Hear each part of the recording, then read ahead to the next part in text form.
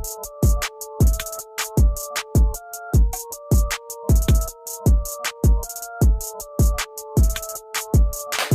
buongiorno ragazzi, un saluto di Inter worldwide, and barring some unforeseen bullshit miracle with 4 minutes to go, Inter have defeated Torino 3-0 in Turin in their backyard. What has been one of the toughest, most traumatic away experiences for us pretty much every single season was about as straightforward as it got today, ragazzi. There was absolutely no anxiety, no panic in this side. The conditions were horrid. To be honest, that's the level of intense rain that should be calling games off.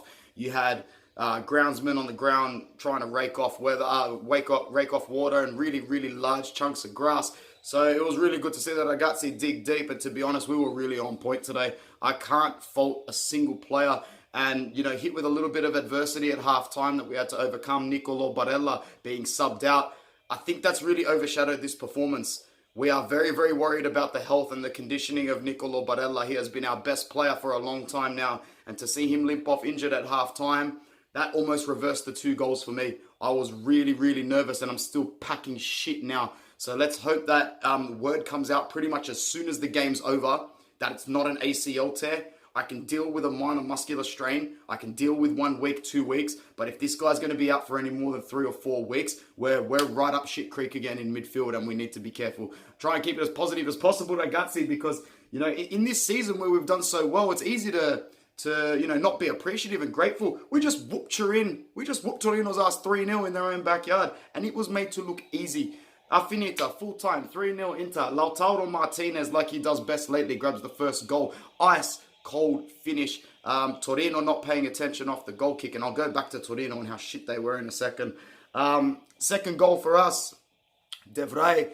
You know, he's been our best defender this season, and his physical presence in the box, both in offense and defense, is absolutely amazing. And it's such a professional little tap in at the back post as well. And, you know, after we got that second goal, it was all straightforward from there. We go into halftime with a 2-0 lead, and we're made to sub out Nicola Barella for Borja Valero, and, you know, that would make anybody nervous. It would make any Inter fan nervous.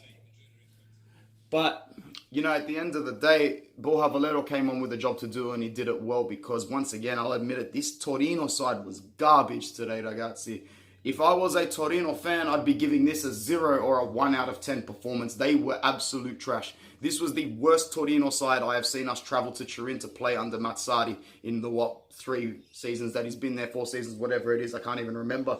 But we were made to look easy. Another game where Lukaku's touches and, you know, on the ball control is very poor, but off the ball, he gets himself into fantastic positions and gets himself a goal as well. That's 10 goals in 13 games. For a confidence player, he's doing exactly what he needs to do.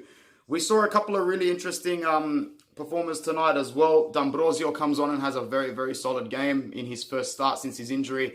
And of course, Federico Di Marco came on to replace him with about 5 or 6 minutes left, maybe even a little bit more. I kind of started not paying attention around minute 82, 83. But it was really good to see him get some game time as well. I thought Vecino had a pretty solid outing in midfield, and I thought Brozovic dictated the game very well. But once again, we were very good today in comparison to what we're expecting ourselves to be against these kind of teams. You know, beating Sassuolo away, Torino away, Cagliari away, getting the points against Parma. All these games that we didn't win last season and the season before, we're winning comfortably. And that's why the table is reflecting what it is. Juventus beat Atalanta 3-1 away this morning. And, you know, even though there were a couple of dubious calls that went their way, they deserved it. They pushed on till the 94th minute like they do every week. And they are going to do that every single week. This week was meant to be a game where they traveled to Bergamo and, you know, maybe drop some points and we could get first again. That wasn't going to happen. That was not going to happen. They're just simply too good and too efficient. And we need to keep up with them every step of the way so that we don't lose track and traction of that first spot. But the other good thing is, guys, is, you know, Napoli and Milan drew 1-1. And in a season where we're literally fighting for first, we need to remember that in the last couple of seasons, we've been fighting for fourth. Take a good look at the gap between us and third and fourth now. It's starting to become at a level where we can almost tuck that position away for the season. And it's crazy to be saying that this early in the season. Ragazzi, do your best to enjoy these 3 points. We take on Slavia in the Champions League midweek. I'll be back with more content. We will be back with more content for that. And, you know, all importantly, let's just hope Nicola Barella is fit and okay. Ciao ragazzi, forza Inter.